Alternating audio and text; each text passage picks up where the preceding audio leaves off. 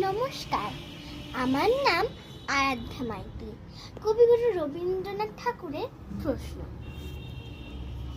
মা গো, আমায় ছুটি দিতে বল। সকাল থেকে পড়েছি যে মেলা, এখন আমি তোমার ঘরে বসে করব শুধু পড়া পড়া খেলা।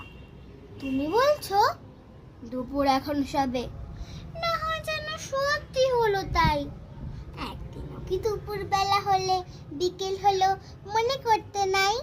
আমি তো বেশ ভাবতে পারি মনে, সূর্য ডুবে গেছে মাঠের শেষে, বাগদি বুড়ি চুবড়ি পরে নিয়ে শাক তুলছে পুকুর ধারে এসে।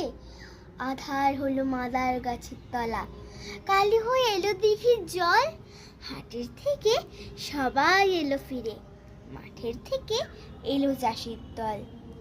মনে কর না উঠল সাঁঝের তারা, মনে কর না সন্ধে হলো যেন।